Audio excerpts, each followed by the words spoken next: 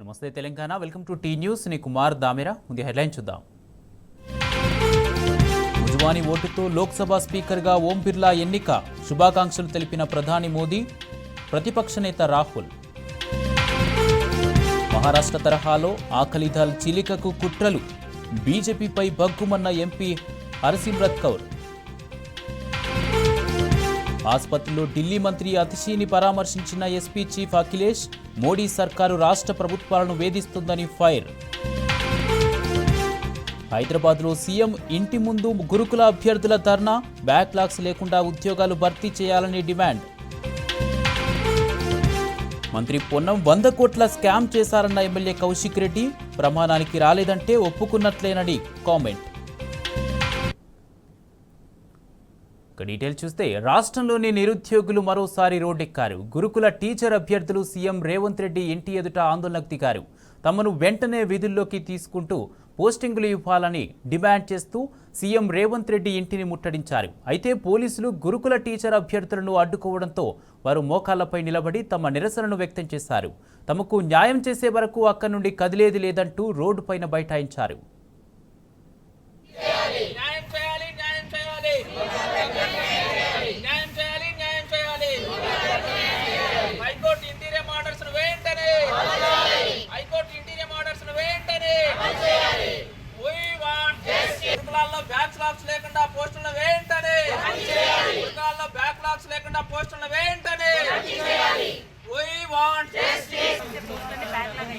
అప్పుడు మా పరిస్థితి ఏంటి?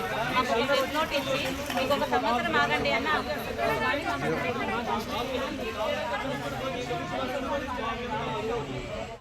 2 లక్షల ఉద్యోగాలు నింపుతున్నామంటున్నారు. నువ్వు ఫస్ట్ నింపేటువంటి పోస్టింగ్నే గందరగోళం చేసి అడావుడు చేసి మమ్మల్ని రోడ్డు మీద వేసి మా బతుకులు మొత్తం పిల్లలు వదిలిపేసి ఇక్కడ తిరిగేలా చేస్తున్నారు.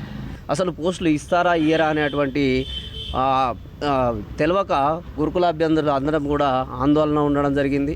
ఇప్పుడు మాకు ఏం చెప్పకుండానే 1:1 వచ్చినటువంటి వారి యొక్క సర్టిఫికేట్ వెరిఫికేషన్ చేస్తున్నారు అన్ని సొసైటీల్లో. మరి నెక్స్ట్ రేపు 5, 6 తారీఖులో పోస్టింగ్ కూడా ఇస్తున్నారు. మాకు ఈ 2 రోజుల్లో ఏమైనా చెప్పకపోయినట్లయితే మా ఈ నిరుద్యోగులతోటి చాలా వరకు మేమందరము ఆ అభద్రతలో ఉండి కొట్లాడడం జరుగుతుంది. డౌన్ మెరిట్ లిస్టు ఫాలో అవుతూ ఒక్కరికి కూడా అన్యాయం జరగకుండా పోస్టులు ఇవ్వాలనేది కోరుతున్నాం.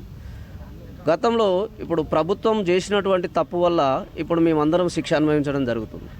వాళ్ళు నోటిఫికేషన్లో ఇచ్చినటువంటి విధంగా మాకు టాప్ టు బాటం నింపుకుంటూ వచ్చినట్టయితే డిసెండింగ్ ఆర్డర్లో ఈ సమస్య వచ్చేది కాదు. సమస్య సృష్టించింది ప్రభుత్వమే కాబట్టి ప్రభుత్వమే చొరవ తీసుకొని వెంటనే ఈ యొక్క సమస్యకు పరిష్కరించాలని కోరుతున్నాం. మరి ఇక్కడ మేము గురుకుల అధికారులను అడిగితే వాళ్ళు ఏమంటున్నారంటే ప్రభుత్వం మాకు స్పందిస్తే వాళ్ళు ఏ విధంగా చేయమంటే ఆ విధంగా చేస్తాం, మా దగ్గర ఏం లేదని వాళ్ళు చెప్తున్నారు. మరి ప్రభుత్వం ఇంకోవైపు ఏం చేస్తుందంటే ఈ విషయాన్ని మొత్తం వాళ్ళు డిస్పాచ్ చేసేసి ఒక్కొక్క సొసైటీలకు పవర్ ఇచ్చేసి ఎవరి పోస్టులు వాళ్ళే నింపుకోమని వాళ్ళకు ఆర్డర్లు వేయడం జరిగింది. దీనిపైన క్షుణ్ణంగా ఆలోచించి అందరినీ సలహాలు తీసుకొని చేసినట్లయితే ఇలాంటి సమస్య వచ్చేది కాదు. ఇప్పటికైనా ప్రభుత్వం చేతిలో ఉన్నది విషయము, వాళ్ళు చేయదలుచుకుంటే చేసే అవకాశం ఉన్నది కాబట్టి మేము అడుగుతున్నాం. కాబట్టి ఈ విషయం పైన వాళ్ళు స్పందించి మాకు న్యాయం చేయాలని కోరడం జరుగుతుంది. బీఆర్ఎస్ చీఫ్ కేసీఆర్ మరోసారి ముఖ్యమంత్రి అయ్యాక అవినీతి మంత్రులు, అధికారులకు బ్లాక్ డేస్ వస్తాయన్నారు ఎమ్మెల్యే పాడి కౌశిక్ రెడ్డి. ఫిలింనగర్ వెంకటేశ్వర స్వామి టెంపుల్కు చేరుకున్న ఆయన మంత్రి పొన్నం ప్రభాకర్ తన సవాలును ఎదుర్కోలేక పారిపోయాడని ఎద్దేవా చేశారు. ఈ సందర్భంగా మీడియా సమక్షంలో బ్లాక్ బుక్లో తొలి పేరుగా పొన్నం ప్రభాకర్ పేరును కౌశిక్ రెడ్డి చేర్చారు. ఫ్లయాష్ స్కామ్కు మంత్రి పొన్నం ప్రభాకరే బాధ్యత వహించాలని ఆయన డిమాండ్ చేశారు.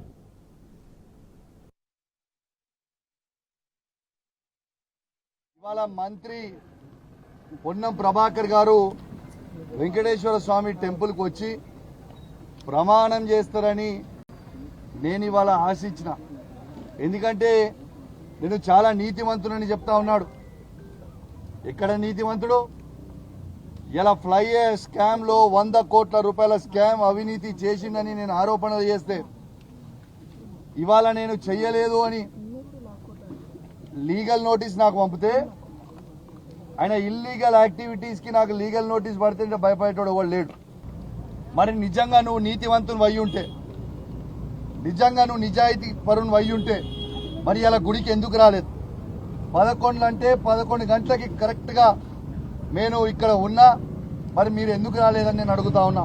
ఇలా పొన్నం ప్రభాకర్ గారు యావత్ తెలంగాణ ప్రజలకి ఆయన 100 కోట్ల ఫ్లై యాష్ స్కామ్ చేసిండు అని ఇలా ఇదైపోయింది, ప్రూవ్ అయిపోయింది. ఓ ట్రాన్స్పోర్ట్ మినిస్టర్గా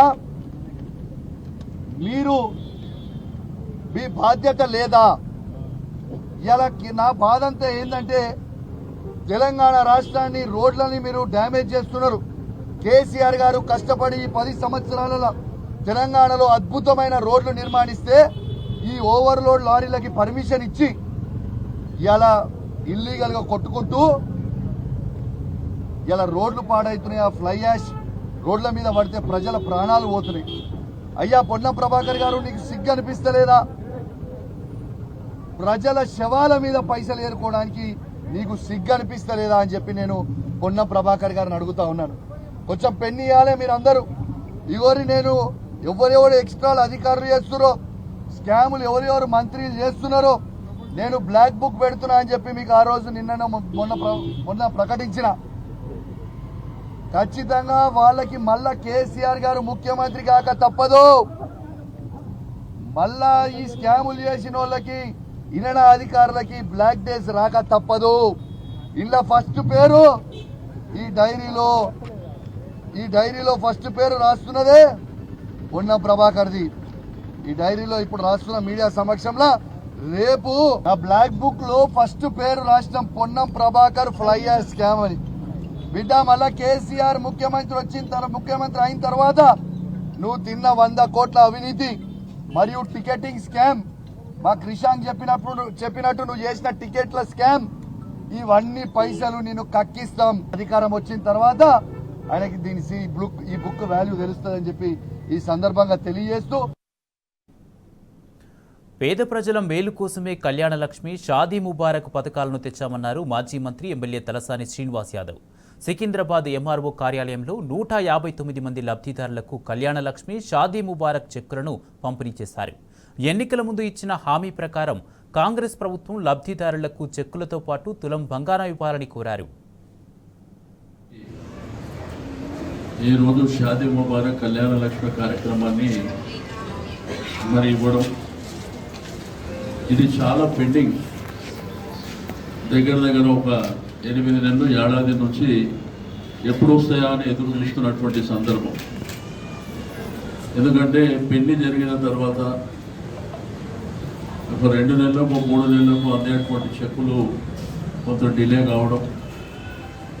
ఏది ఏమైనప్పటికీ ఈరోజు పేద మధ్యతరగతి కుటుంబాలు కూడా సంతోషంగా పెళ్లి చేసుకోవాలనేటువంటి ఉద్దేశంతో ఈ యొక్క కార్యక్రమాన్ని ఏర్పాటు చేసుకోవడం జరిగింది. 1 లక్ష రూపాయలు అయితే ఒక మోతాదులో ఉంటుంది అనేటువంటి ఉద్దేశంతో మరి ఈ కార్యక్రమాన్ని ప్రవేశపెట్టడం, తద్వారా రాష్ట్ర వ్యాప్తంగా కూడా లక్షలాది మంది పెళ్లిలకు సహకరించినటువంటిది కూడా మీకు అందరికీ తెలిసిందే. 1 లక్ష రూపాయలతో పాటు 1 తులం బంగారం కూడా ఇస్తామని చెప్పి ఇప్పుడు ఉన్నటువంటి ప్రభుత్వం అనౌన్స్ చేయడం జరిగింది. నెక్స్ట్ టైం మాత్రం తప్పకుండా ఈ చెక్కులతో పాటు తులం బంగారం కూడా మరి ఇవ్వాలని చెప్పి నేను ప్రభుత్వాన్ని, గౌరవ ముఖ్యమంత్రి గారిని రిక్వెస్ట్ చేస్తా ఉన్నాం. తెలంగాణలోని నూతన బొగ్గు బావులపై సర్వ హక్కులు ప్రజలవేనని, కాదు కూడదు అంటూ ఇతర సంస్థలకు కేటాయించాలని చూస్తే ఊరుకునేది లేదని టీబీజీకేఎస్ అధ్యక్షుడు మిర్యాల రాజిరెడ్డి ఫైర్ అయ్యారు. గత ఎన్నికల్లో బీజేపీ, కాంగ్రెస్ ప్రభుత్వాలు సింగరేణిలో ఎలాంటి వేలం ప్రకటనలు లేకుండా చూస్తామని వాగ్దానాలు చేసి ఇప్పుడు గెలిచిన అనంతరం వాటిని మరిచిపోయారని మండిపడ్డారు.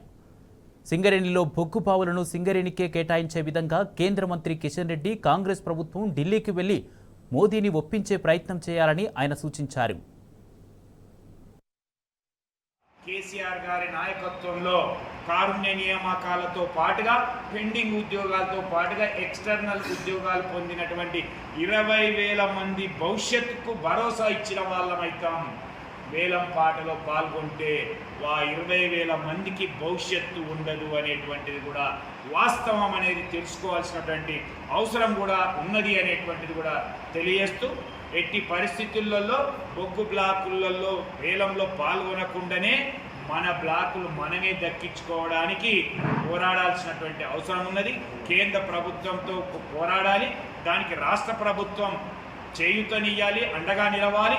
మీరు చెప్పడమే కాదు, ప్రతిపక్షాలను కూడా తీసుకొని పోయి ప్రధానమంత్రితో మాట్లాడతామని అన్నటువంటి దాన్ని చూపించాలి, ఆచరణలో చూపించి మాట్లాడించినట్లయితే మాత్రమే అడ్డుకోగలుగుతామేమో. ఎందుకంటే మొన్న కిషన్ రెడ్డి గారు చెప్పారు, ప్రధానమంత్రితో మాట్లాడి ప్రయత్నం చేద్దామనేటువంటి దాన్ని మనం తీసుకొని పరిగణలోకి తీసుకొని ఆ విధంగా మన బొగ్గు బ్లాక్లను మనమే దక్కించుకోవాలి. రాబోయే రోజుల్లో కూడా కొత్త బొగ్గు బ్లాక్లు మనమే తెచ్చుకోవాలి. మేము కేంద్రం సూచించినటువంటి బొగ్గు నిల్వలని ఎప్పుడు తీయాలి, ఎవరికి పంపాలి, ఎంతకు ధరకు అనేటువంటి దాని మీద మీరు కేటాయిస్తే మేము ఇస్తున్నాం కదా. ఈరోజు కమర్షియల్ మైనింగ్ వచ్చినట్లయితే ఎవరైనా ఎక్కడైనా ఎప్పుడైనా ఎంతకైనా అమ్ముకునేటువంటి అవకాశం ఉంటుంది. దానివల్ల సింగరేణి మనుగడకే ప్రమాదం ఏర్పడుతుంది, సింగరేణి అస్తిత్వాన్ని కోల్పోతుంది, ఉనికిని కోల్పోతుంది, యువ ఉద్యోగుల భద్రత కోల్పోతారు, కొత్త ఉద్యోగాలు రావు అనేటువంటి విషయాలను మనం గమనించి ఖచ్చితంగా రాబోయే రోజుల్లో ఈ సింగరేణిని కాపాడుకోవడానికి ఈ వేలం పాటలో బ్లాకులు వేయడాన్ని వ్యతిరేకిస్తూ ముందుకు పోవాల్సినటువంటి అవసరం ఉంది అని కార్మిక సంఘం చెప్తా ఉన్నది. దీనికి అండగా బీఆర్ఎస్ పార్టీ కూడా ఉన్నది. ఒక బీఆర్ఎస్ పార్టీనే స్పష్టత ఉన్నది. కొందరు కేటిగాళ్లు నకిలీ బంగారంతో బ్యాంకు సిబ్బందిని బురిడి కొట్టించిన ఘటన సూర్యాపేట జిల్లా రాయనగూడెంలో చోటు చేసుకుంది. వైకుంఠపురం గ్రామానికి చెందిన కేశవరపు రాజేష్ మరో 7 వ్యక్తులు రాయనగూడెంలోని బ్యాంక్ ఆఫ్ బరోడాలో బంగారం కుదువపెట్టి 53,89,000 రూపాయలు లోన్ తీసుకున్నారు. అయితే ఆ బంగారం నకిలీదని గుర్తించిన బ్యాంకు సిబ్బంది పిఎస్లో ఫిర్యాదు చేయగా పోలీసులు దర్యాప్తు చేపట్టారు. గోల్డ్ షాప్ పెట్టి నష్టపోయిన రాజేష్ ఆంధ్రప్రదేశ్లోని నెల్లూరు, తెనాలిలో నకిలీ బంగారం గొలుసు చేయించి ఎవరికీ అనుమానం రాకుండా దానిపై హాల్మార్కు వేయించినట్టు పోలీసులు గుర్తించారు. అనంతరం బ్యాంకు అప్రైజల్ జిల్లిపల్లి నరేందర్ సహాయంతో లోన్ తీసుకున్నట్లు దర్యాప్తులో తేలింది. ఈ కేసులో 8 మంది నిందితులను అరెస్ట్ చేసి రిమాండ్కు తరలించామని పోలీసులు తెలిపారు.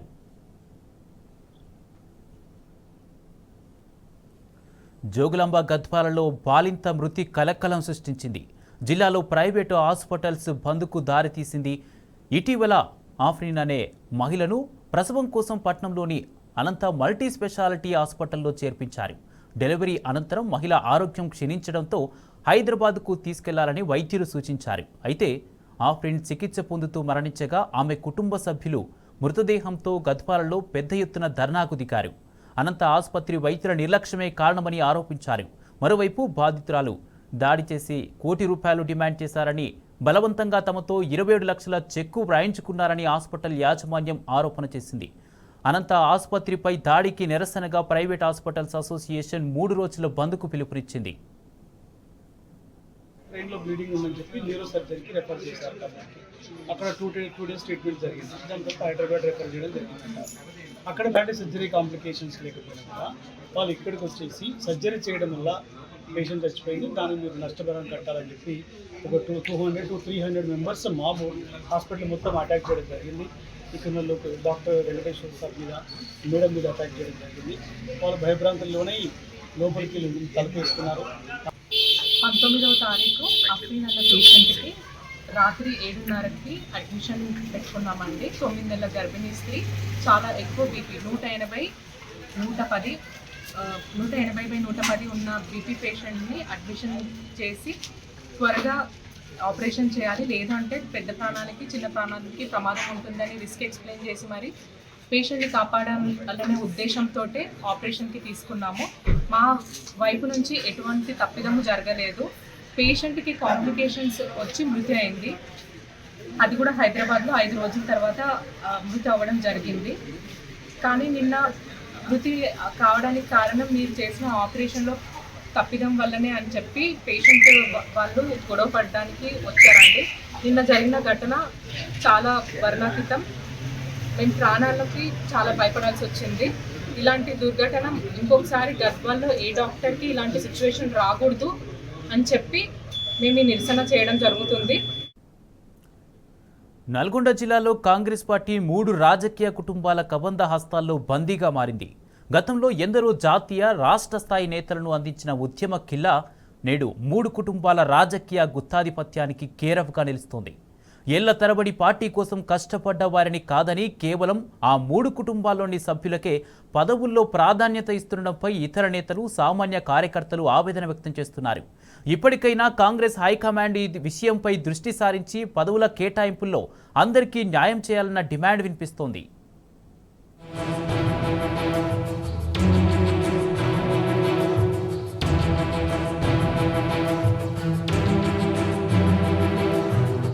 హుజూర్ నగర్ ఎమ్మెల్యేగా ఉత్తమ్ కుమార్ రెడ్డి, కోదాడ ఎమ్మెల్యేగా ఆయన భార్య ఉత్తమ్ పద్మావతి, నల్గొండ ఎమ్మెల్యేగా కోమటిరెడ్డి వెంకటరెడ్డి, మునుగోడు ఎమ్మెల్యేగా ఆయన తమ్ముడు కోమటిరెడ్డి రాజగోపాల్ రెడ్డి, నల్గొండ ఎంపీగా జానారెడ్డి పెద్ద కుమారుడు కుందూరు రఘువీర్ రెడ్డి, సాగర్ ఎమ్మెల్యేగా జానారెడ్డి చిన్న కుమారుడు కుందూరు జైవీర్ రెడ్డి. ఇదేంది, అంతా కుటుంబం కదా, ఒకే ఇంటివారు కదా అనుకుంటున్నారా? అవును, వీరంతా ఒకే కుటుంబంలోని వారే. రక్తం పంచుకు పుట్టిన దగ్గరి బంధువులు. ఉమ్మడి నల్గొండ జిల్లాలో ఇంతే మరి. వారు, వారి కుటుంబ సభ్యులు, దగ్గరి బంధువులు మాత్రమే రాజకీయాల్లో ఉండాలి. వారే గెలవాలే. ఇది లెక్క. తగ్గేదిలే అంటారు.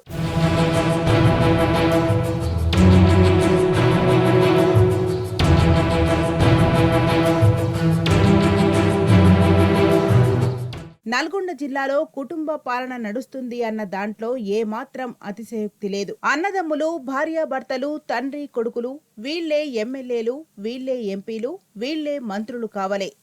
ఇది కాంగ్రెస్ తీరు. కాంగ్రెస్ పార్టీ చేసిన అరాచకం.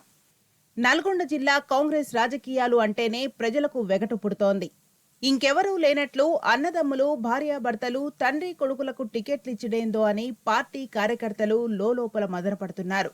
నల్గొండ ఎమ్మెల్యేగా కోమటిరెడ్డి వెంకటరెడ్డి గెలిచిండు. మునుగోడు టికెట్ తమ్ముడు రాజగోపాల్ రెడ్డికి ఇప్పించుకుండు. ఇద్దరూ గెలిచిండ్రు. ఇక హుజూర్ నగర్ ఎమ్మెల్యేగా ఉత్తమ్ కుమార్ రెడ్డి గెలిచిండు. కోదాడ టికెట్ తన భార్య పద్మావతికి ఇప్పించుకున్నాడు. ఆమె గెలిచింది. అటు జానారెడ్డి పెద్ద కొడుకు కుందూరు రఘువీర్ రెడ్డి నల్గొండ ఎంపీగా గెలిచిండు. రఘువీర్ రెడ్డి తమ్ముడు కుందూరు జైవీర్ రెడ్డికి నాగార్జున సాగర్ టికెట్ ఇప్పించిండు.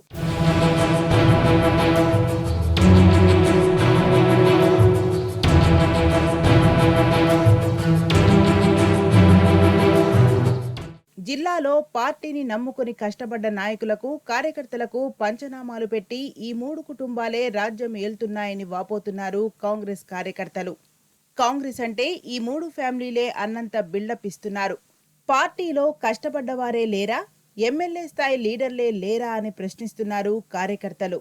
అన్నదమ్ములు, భార్యాభర్తలకు టికెట్లు ఇచ్చుడేంది అని కాంగ్రెస్ అధిష్టానాన్ని ప్రశ్నిస్తున్నారు. సంవత్సరాల తరబడి పార్టీని నమ్ముకున్న కార్యకర్తలకు, నాయకులకు మాత్రం మొండి చేయి చూపించారని మండిపడుతున్నారు.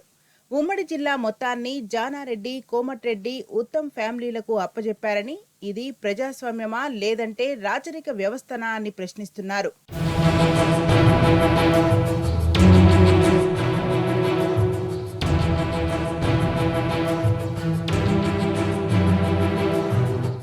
నల్గొండ జిల్లాలో ఈ 3 కుటుంబాల అరాచకమేంది అని ప్రశ్నిస్తున్నారు ప్రతి ఒక్కరూ. వీళ్ల కుటుంబాలే రాజకీయాలు చేయాలనా, వేరే వాళ్ళు లీడర్లు కావద్దా, ప్రజాసేవ చేయొద్దా అని కార్యకర్తలు వాపోతున్నారు. ఇప్పటికైనా కాంగ్రెస్ పార్టీ అగ్రనాయకత్వం ఈ 3 కుటుంబాలను పక్కకు పెట్టాలని, నిజమైన కార్యకర్తలు, నాయకులకు అవకాశం ఇవ్వాలని కోరుతున్నారు. మైనింగ్ మాఫియా వల్ల జహీరాబాద్ అడవులు ఆవిరైపోతున్నాయి. ఎర్రమట్టి, ఎర్రరాళ్లు అక్రమార్కుల జేబులు నింపుతున్నాయి. పుట్టగొడుగుల్లా పుట్టుకొస్తున్న ఇటుక బట్టీల వల్ల టన్నుల కొద్దీ కలప కాలి బూడిదవుతుంది. ప్రజలు, వాహనదారులు రోగాల బారిన పడుతున్నారు. అక్రమ మైనింగ్ దందాతో ప్రభుత్వ ఆదాయానికి గండి పడుతోంది. ఇన్ని జరుగుతున్నా అధికారులు పట్టించుకోవడం లేదని స్థానికులు మండిపడుతున్నారు.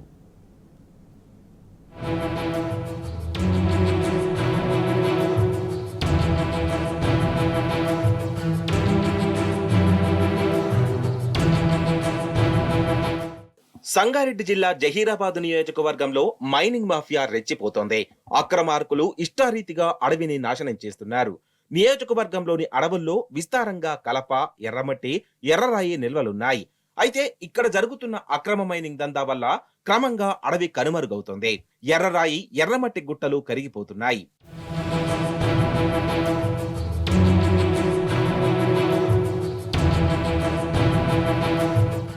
జహీరాబాద్ నియోజకవర్గంలోని అటవీ అంతటా ఎర్రమట్టి, ఎర్రరాళ్లే కనిపిస్తాయి. మైనింగ్ మాఫియా చెలరేగుతుండటంతో పెద్ద పెద్ద కొండలు సైతం మాయమవుతున్నాయి. ఒక టిప్పర్ లోడ్ ఎర్రమట్టి 2000 నుంచి 3000 రూపాయలు పలుకుతోంది. దీంతో ఎలాంటి అనుమతులు తీసుకోకుండానే దుండగులు ఇష్టారీతిగా ఈ ఎర్రమట్టిని ఎత్తుకుపోతున్నారు. భారీ సంఖ్యలో వాహనాలలో మట్టిని తరలించుకుపోతున్నారు. ఒక్కో ఎర్రరాయి ధర 15 నుంచి 20 రూపాయలు ఉంటుంది. కొందరు దుండగులు ఈ రాళ్లను అక్రమంగా తరలించుకుపోయి సొమ్ము చేసుకుంటున్నారు.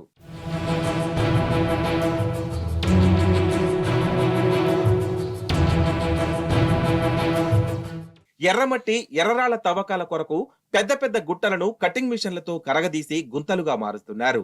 అడ్డు అదుపు లేకుండా ట్రాక్టర్లలో ఓవర్లోడ్ చేసుకుని ఎర్రరాళ్లను తరలించుకుపోతున్నారు. ఓవర్లోడ్, అధిక స్పీడ్తో వాహనాలు వెళ్లడం వల్ల రోడ్లు పాడవుతున్నాయి. ప్రజలకు ప్రమాదకరంగా మారింది.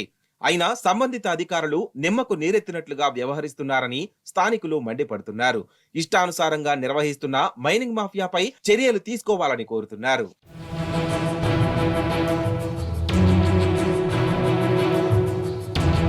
నియోజకవర్గంలో ఇటుక బట్టీలు పుట్టగొడుగుల్లా పుట్టుకొస్తున్నాయి. ఇటుకల వ్యాపారం బడాబాబులకు సిరులను కురిపిస్తోంది. నిబంధనల ప్రకారం ఇటుక బట్టీలకు రెవెన్యూ, మైనింగ్, కాలుష్య నియంత్రణ మండలి అధికారుల అనుమతి తప్పనిసరి. వచ్చే ఆదాయం ప్రకారం పన్నులు చెల్లించాల్సి ఉంటుంది. కానీ జహీరాబాద్ నియోజకవర్గంలో ఎలాంటి అనుమతులు లేకుండానే వందల కొద్దీ ఇటుక బట్టీలను ఏర్పాటు చేస్తున్నారు. కొందరైతే ప్రభుత్వ అసైన్డ్ భూములను వదలడం లేదు. ఎక్కడ పడితే అక్కడ బట్టీలు పెట్టి అడవి నుంచి తెచ్చిన ఎర్రమట్టితో లక్షల కొద్దీ ఇటుకలను కాలుస్తున్నారు. ప్రభుత్వ నిబంధనలను గాలికొదిలేసి తయారీదారులే ఇష్టం వచ్చినట్లు ధరలు నిర్ణయించి ఇటుకలను అమ్ముతున్నారు. జనం జేబులకు చిల్లులు పెడుతున్నారు. ప్రభుత్వ ఆదాయానికి గండి కొట్టి సొంత జేబులను నింపుకుంటున్నారు. నెలకు 5 లక్షల నుంచి 15 లక్షల వరకు సంపాదిస్తున్నారు. ప్రభుత్వానికి రావాల్సిన ఆదాయంతో అక్రమార్కుల జేబులు నింపుకుంటున్న అధికారులు పట్టించుకోవడం లేదని ప్రజలు మండిపడుతున్నారు.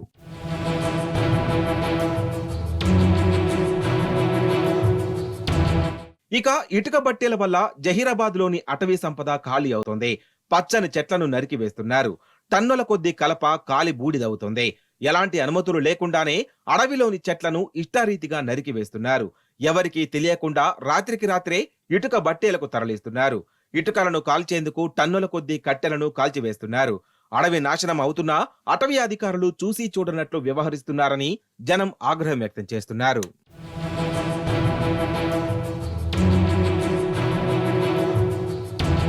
జహీరాబాద్ పట్టణంలోనైతే ఇటుక బట్టేలకు అడ్డు అదుపు లేకుండా పోయింది. కస్తూర్బా గాంధీ బాలికల పాఠశాల, కేజీబీవీ జూనియర్ కాలేజీ చుట్టూ 100 నుంచి 200 మీటర్ల లోపే 4-5 పెద్ద పెద్ద ఇటుక బట్టేలను నడుపుతున్నారు. అయితే ఇటుకల తయారీ వల్ల వచ్చే దట్టమైన పొగ, దుమ్ము, ధూళి కణాల వల్ల విద్యార్థులు శ్వాస సంబంధిత వ్యాధుల బారిన పడుతున్నారు. వాహనదారులు ప్రమాదాలకు గురవుతున్నారు. ప్రయాణికులు తీవ్ర ఇబ్బందులను ఎదుర్కొంటున్నారు. అధికారులకు ఎన్నిసార్లు ఫిర్యాదు చేసినా పట్టించుకోవడం లేదని పాఠశాలల సిబ్బంది, ప్రజలు వాపోతున్నారు.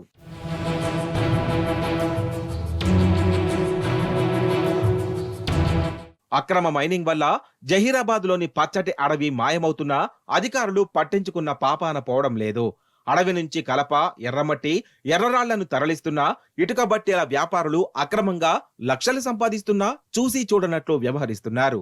ప్రభుత్వ అసైన్డ్ భూముల్లో బట్టీలు పెట్టినా అధికారులు తమకేమీ తెలియదన్నట్లు ప్రవర్తిస్తున్నారు. ప్రైవేటు రియల్ ఎస్టేట్ వ్యాపారులు ప్రభుత్వ భూముల్లో పట్టపగలే జేసీబీలతో తవ్వకాలు జరుపుతున్నా అటువైపు కన్నెత్తి చూడడం లేదు.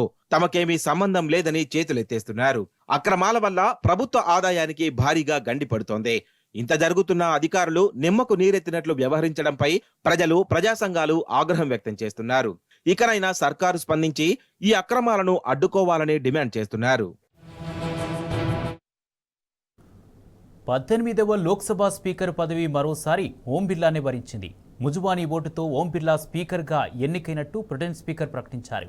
దీంతో ఓం బిర్లాను ప్రధాని మోడీ, ప్రతిపక్ష నేత రాహుల్ గాంధీలు స్పీకర్ కుర్చీలో కూర్చోబెట్టారు.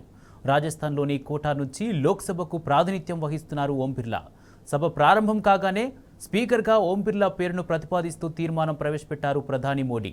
ఈ తీర్మానాన్ని రాజ్నాథ్ సింగ్తో సహా పలువురు ఎన్డీఏ ఎంపీలు బలపరిచారు.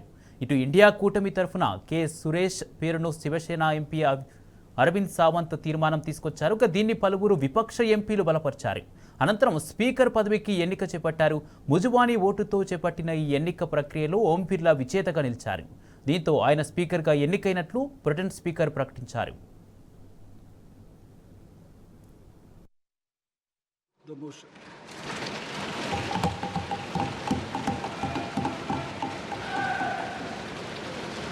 महोदय, मैं प्रस्ताव करता हूं कि श्री ओम बिरला जी, जो इस सभा के सदस्य हैं, को इस सभा के अध्यक्ष के रूप में चुना जाए।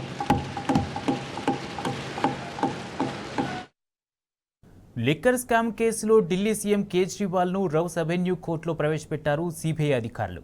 ఉదయం తీహార్ జైలు నుంచి ఆయన్ని కోర్టుకు తీసుకురాగా విచారణ అనంతరం కేజ్రీవాల్ను అదుపులోకి తీసుకున్నారు. దీంతో బెయిల్ కోసం ఢిల్లీ సీఎం సుప్రీంకోర్టును ఆశ్రయించే అవకాశం ఉంది. కాగా మార్చి 21న ఈ కేసులో కేజ్రీవాల్ను ఈడీ అరెస్టు చేయగా ప్రస్తుతం జ్యుడిషియల్ రిమాండ్లో ఉన్నారు. అమెరికాలో వరుస కాల్పుల ఘటన కలకలం సృష్టిస్తున్నాయి. తాజాగా లాస్ వేగస్లో కాల్పులకు తెగబడ్డాడు దుండగుడు. అపార్ట్మెంట్లో ప్రవేశించిన అఘాంతకుడు విచక్షణారహితంగా ఫైరింగ్ జరిపాడు. ఈ కాల్పుల్లో ఓ చిన్నారితో పాటు 5గురు మృతి చెందారు. ఘటన అనంతరం తనకు తాను కాల్చుకుని సూసైడ్ చేసుకున్నాడు నిందితుడు ఎరిక్ అడమ్స్. కాగా కొంతకాలంలో వరుసగా ఫైరింగ్ ఘటనలు అమెరికాను భయాందోళనకు గురిచేస్తున్నాయి. ఆఫ్రికా దేశం కెన్యా ఆందోళనలతో అట్టుడుకుతోంది. కొత్త ఫైనాన్స్ బిల్లుకు వ్యతిరేకంగా దేశవ్యాప్తంగా రోడ్డెక్కిన ఆందోళనకారులు విధ్వంసం సృష్టిస్తున్నారు.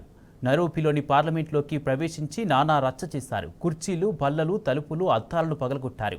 పార్లమెంటు భవనానికి నిప్పంటించారు. దీంతో రంగంలోకి దిగిన పోలీసులు ఆందోళనకారులపై లాఠీ చార్జ్ చేశారు. వాటర్ క్యాన్స్, టియర్ గ్యాస్లను ప్రయోగించారు. ఈ ఘటనలో 15 మంది కెన్యా పౌరులు మరణించగా వందలాది మంది గాయపడ్డారు. నిరసనకారులను చెదరగొట్టే ప్రయత్నాలు విఫలం కావడంతో కాల్పులు జరపాల్సి వచ్చిందంటున్నారు పోలీసులు. రైట్, ఇక ఇవి ఇప్పటివరకున్న అప్డేట్స్. మరిన్ని అప్డేట్స్ కోసం చూస్తూనే ఉండండి టీ న్యూస్.